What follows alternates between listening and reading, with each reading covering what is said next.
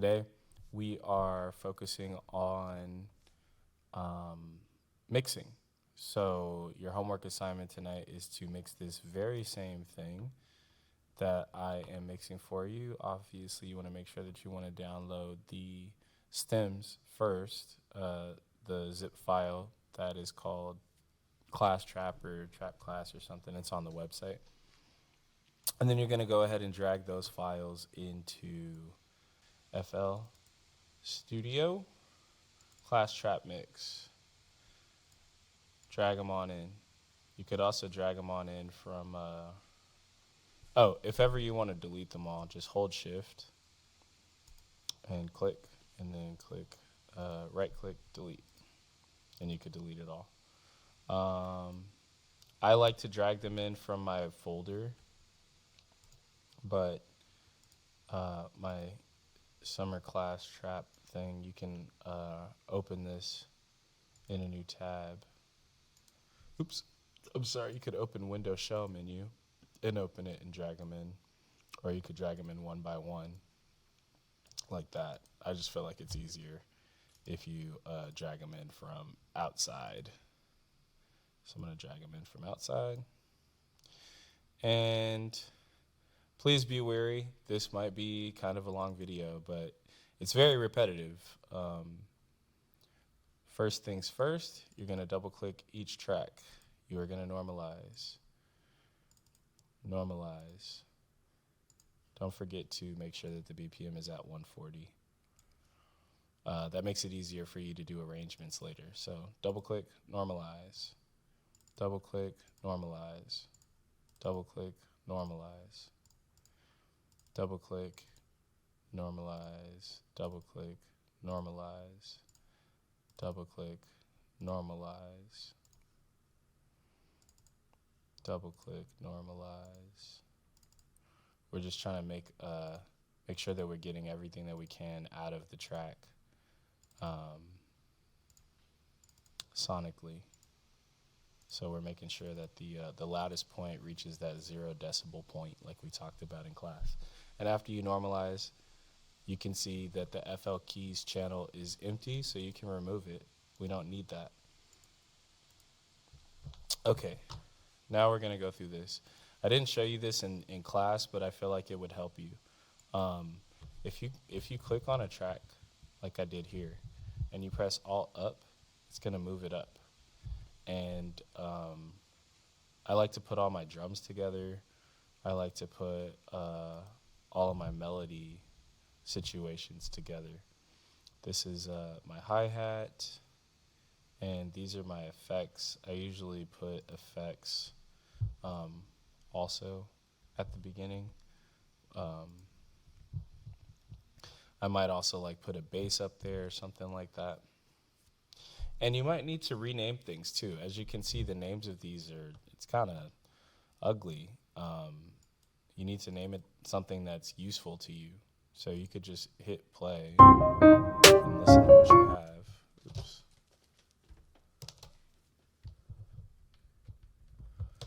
Hit play, listen to what you have.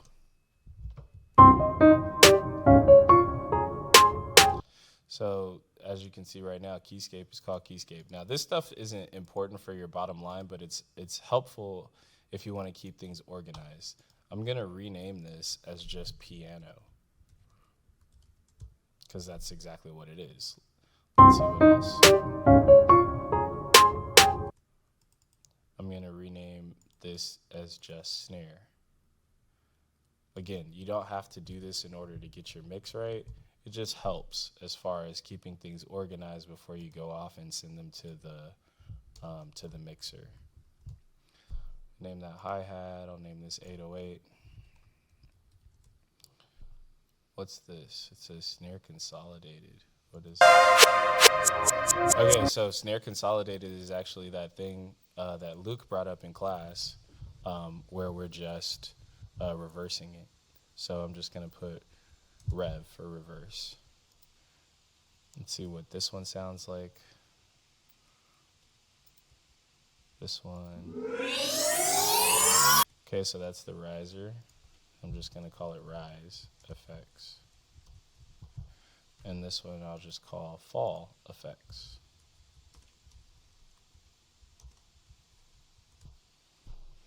And then we have some other contact and Omnisphere stuff, so let's figure out what that stuff is.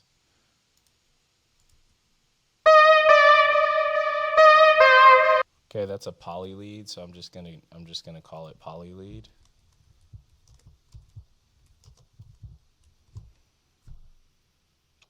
Let's see what this other one's called. Just gonna call that synth.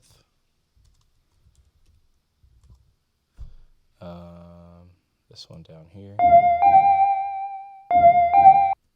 I'm gonna rename that as I don't know. I'll just call it a synth key. And then Omnisphere, let's see what that one's called. Those are the bells. So I'm just gonna put bells. Okay, now we got some simpler names. And we got it, now I wanna put this rev, now that I know that it's not a drum, I'm gonna put it down here. Again, you don't have to do this, it just makes your life easier as far as keeping things organized, which is something I would totally recommend you do for your own peace of mind. I'm gonna put this after the piano. It doesn't have to go there, I just feel like that's a nice place to put it. Okay, now I'm gonna highlight all of these, then I'm gonna open up the channel mixer, right click, channel routing, route selected channel starting from this track. Okay, now you make sure that your BPM is 140 if you haven't yet. I'm gonna highlight the section that has all the sounds happening and make sure all the tracks are on. And actually, if you wanna make your life even easier, you can delete all this stuff. Since everything's organized on the left-hand side on the channel rack, it'll actually organize your WAV files to copy that order. So you could look, if I press Alt and I drop, if I'm over here, if I press Alt and I drop this, it's gonna drop below the snare, both on the playlist clips.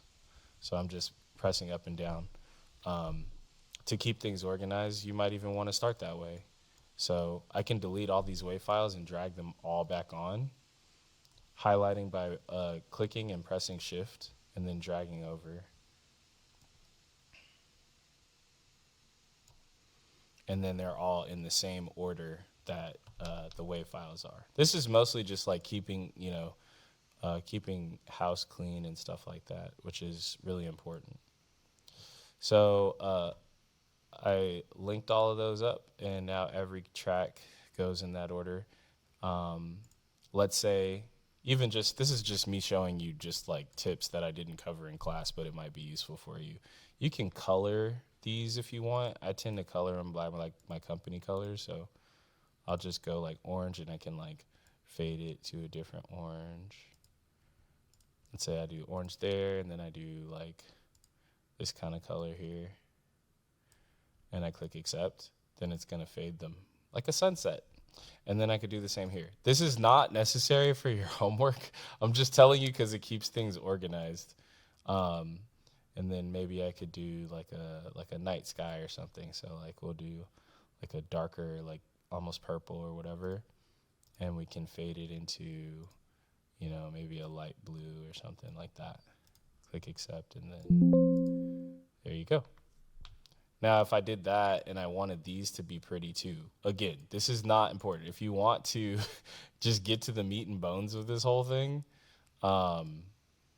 you can fast forward a little bit until you find what you need. But I just like to do it because I think it looks cool, and it keeps me in the know when all my drums are kind of like a certain color group and all of my melodies are a certain color group.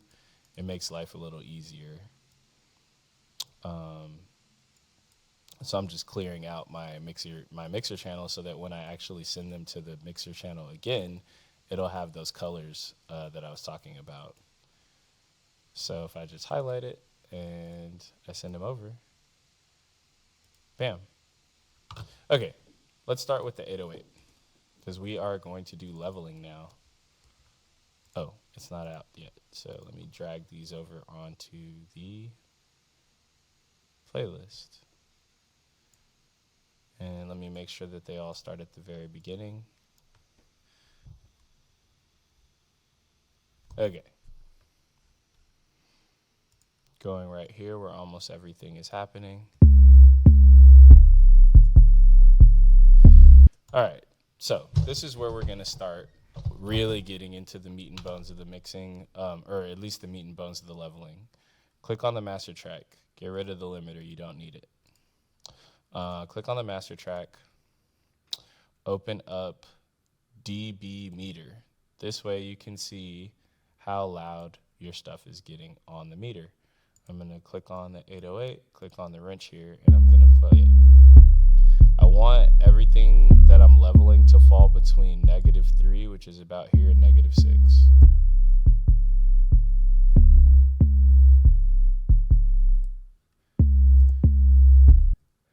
Now, Colin was talking about something. If you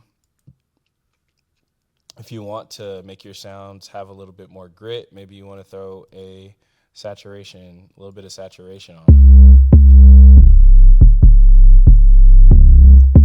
which is cool. I can lower the gain so that it's not hitting that hard.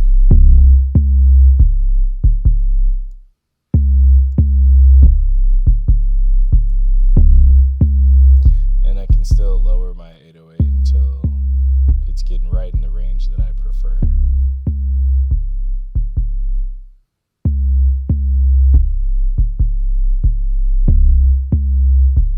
That's about right. Okay, that's good. Next sound.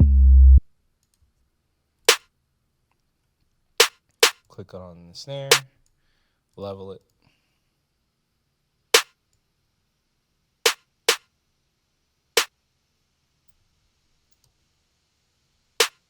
And if you really just want to like zoom in on that sound in particular, you can literally just loop where it is and just try to find it. Now this is good. I could put a compressor on this or a limiter on this snare too if I wanted. Raising the ceiling here. Now it's really cracking. And I could still lower down that level.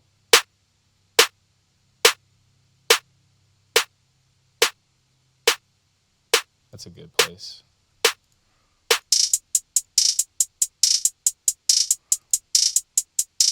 Now you don't necessarily want to put this on it when it has a roll going on. I'm just going to try to maybe put it right here. I don't want to just focus on the roll.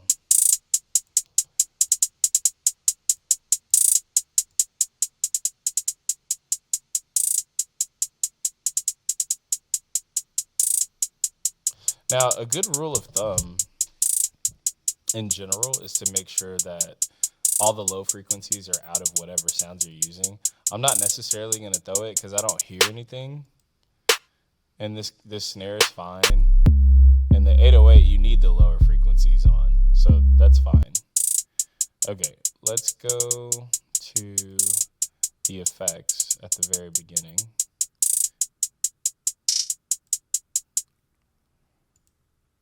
Okay, I'm going to solo track 4. Click on track 4.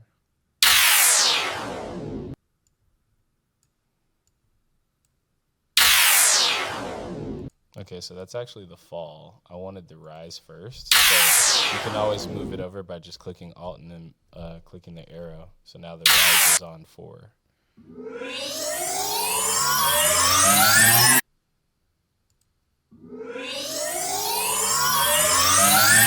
And I could change the order again if I want to, just to keep it organized. Okay.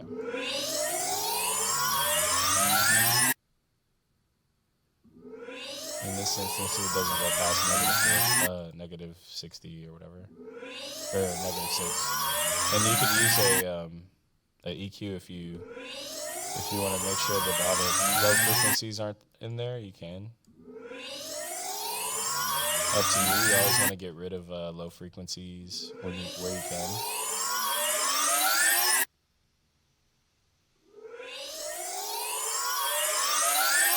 Okay, let's do the fall now. Oops.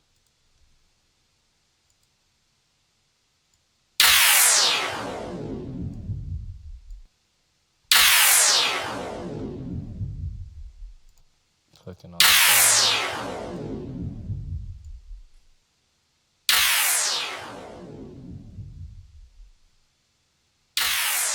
I might actually cut some of the low frequencies out of that.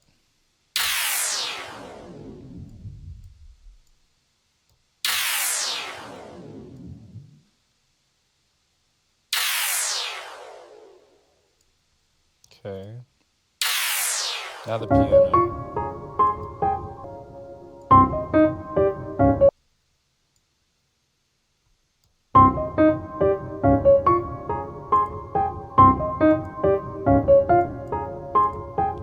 Turning the level down on the piano. And if you can see, it's actually louder in the right channel than it is on the left channel. If you don't like that, then a good thing to use would be a compressor. So I can click on this, click on the compressor, and you can use a leveler, presets, leveler, and I can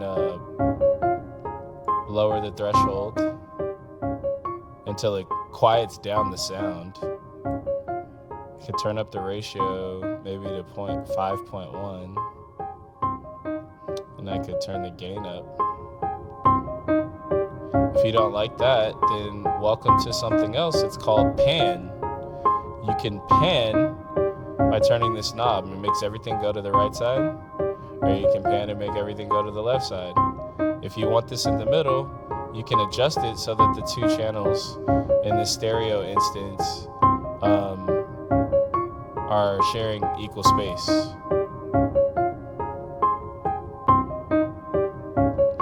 Okay, what else can we do? We could take a parametric EQ. We could get rid of some of those lower notes on the piano since this isn't our bass instrument.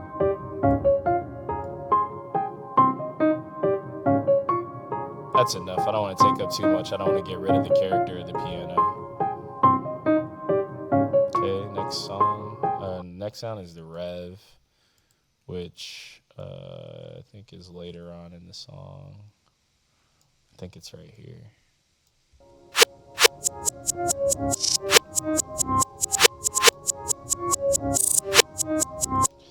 I don't necessarily want to get rid of any of the frequencies in this because this is actually the whole thing in reverse. So I'm just going to level it.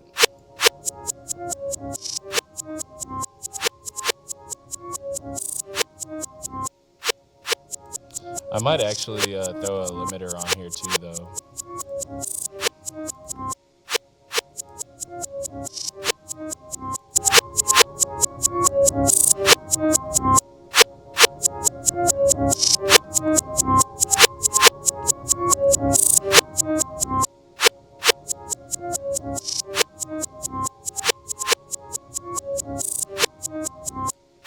That's good.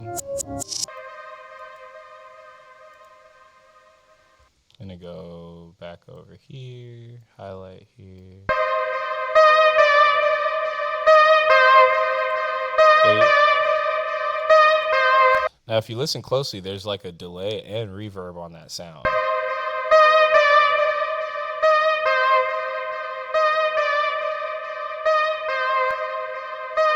So we won't need to add any reverb or delay to it because of that.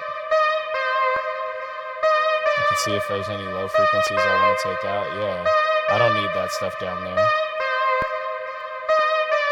It's going to give you a cleaner mix to make sure that you're getting rid of what they call mud. It's muddy when you have too much stuff in the low frequencies that you don't need those sounds for, or those frequencies for. The sound sounds about the same, even when I'm up here. I keep pushing it slowly until I notice it changes. It changes about there, so I'm going to back it up a little bit.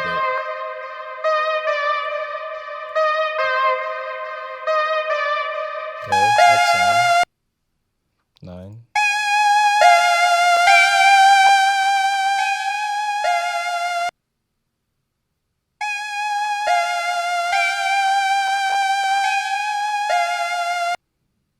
And if I find a sound annoying, for example, like maybe I don't like the high frequencies in this, I can use, well, first off, I can cut the low frequencies. That's the first thing I'm going to do. Okay. And if I want to drop some of those higher ones, I can find where it's annoying to me. It's kind of annoying right there when I boost it, so I'm going to drop it right there. No more than maybe like 4 decibels if you look in the upper left-hand corner there. Okay. There's a lot of low frequencies on this key that I want to get rid of.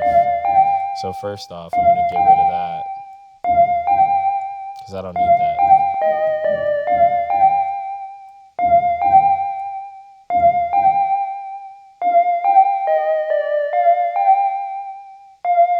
That sounds good to me. Now let's lower the level on it, 10.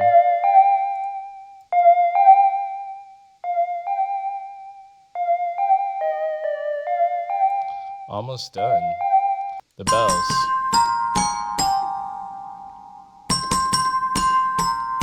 Okay. Let's see what we're looking at frequency-wise. I don't need something too low down there because this is a higher frequency sound.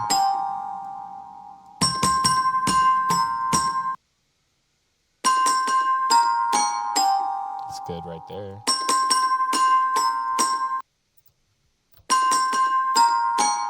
And maybe I can see if I could boost it to make it feel a little bit more loud or punchy. That's like too loud.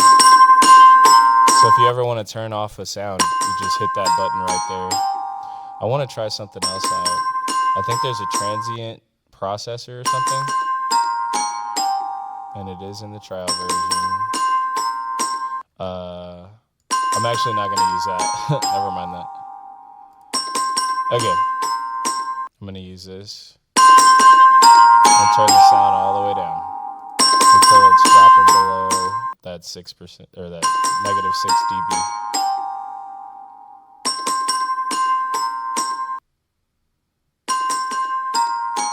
Okay, everything's leveled. So the thing is that once things are leveled, they usually play pretty well together. So I'm going to turn everything back on and see where we're at.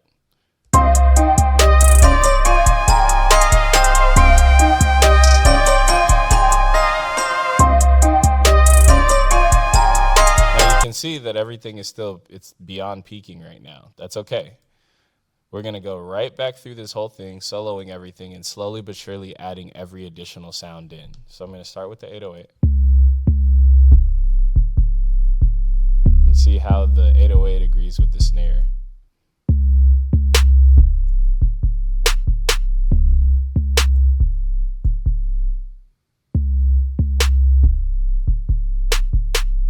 You usually also want to make sure that you're kind of like listening to your mix like a little bit quiet so that the sound being so loud, it doesn't confuse you into thinking that certain things are louder than they are or paying too much attention to certain things. It sounds pretty good right here to me.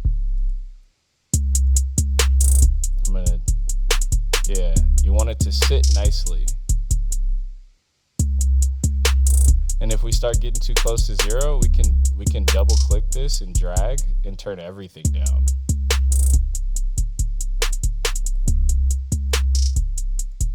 Okay, I'm gonna add the piano next. And I'm actually gonna move the piano over just so I can listen to it in relation to things. Now usually I like to solo the bass or the 808 or whatever and the main instrument and get the main instrument to agree with the bass without the snare and the hi-hat.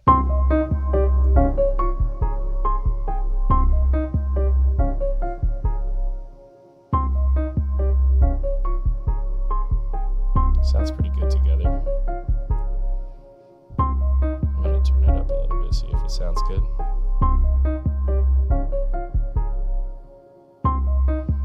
It's not bad. Now let's hear it with the snare and the hi-hat. Nice.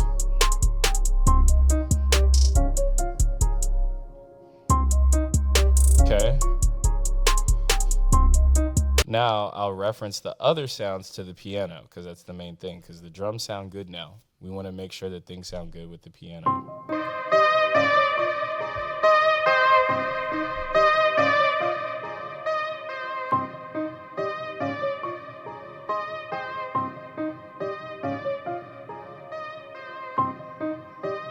This is a secondary sound, so I don't want it taking over the sound of the piano.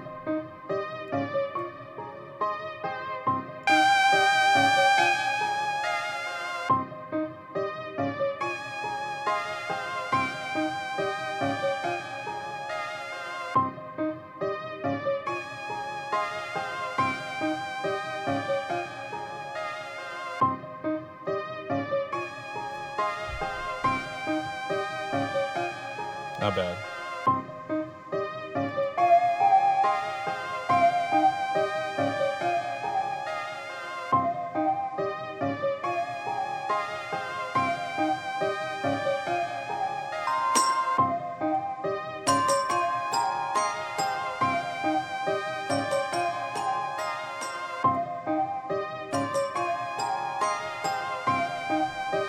You can still highlight things and move them over as a group.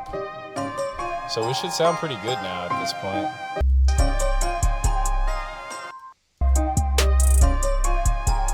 This doesn't sound bad.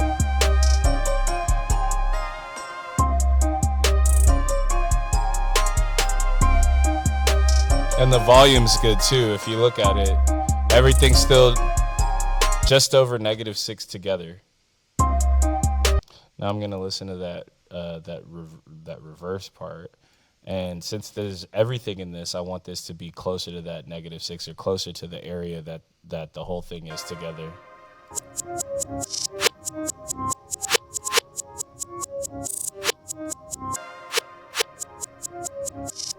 And you want to be listening to things in context. You don't want to just change volumes without listening to the context. So I'm going to start it over from just the end of the chorus.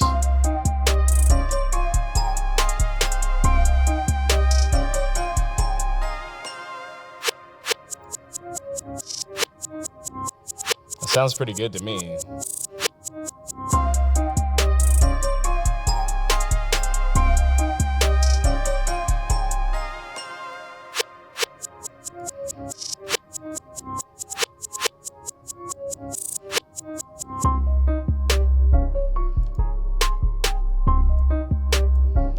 Still probably drop this down a little bit.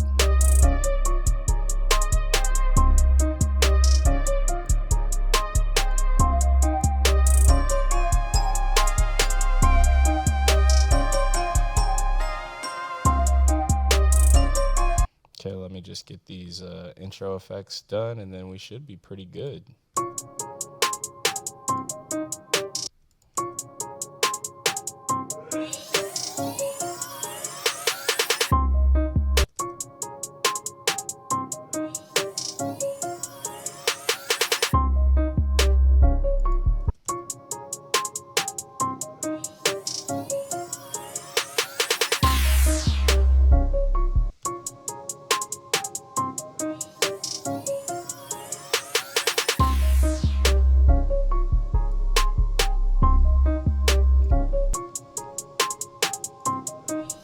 Okay, this should be it.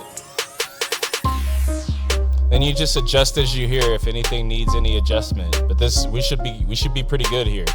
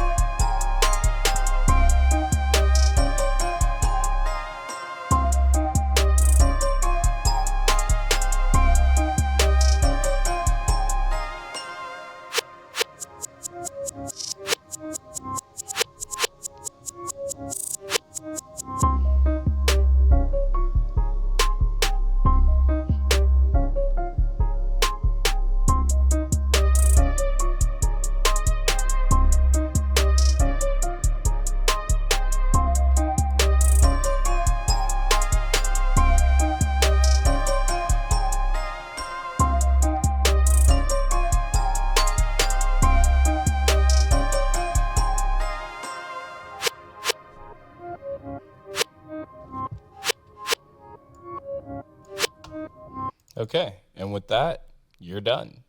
So just make sure that you export it out as an MP3 file for me. Usually when you do mixes, you're going to bounce them out as WAV files. But because I just need you to send this to me, send me the MP3, okay? Click MP3 and email it to me. Put your name, the title, and the BPM. All right. See you guys tomorrow. Thanks so much for watching.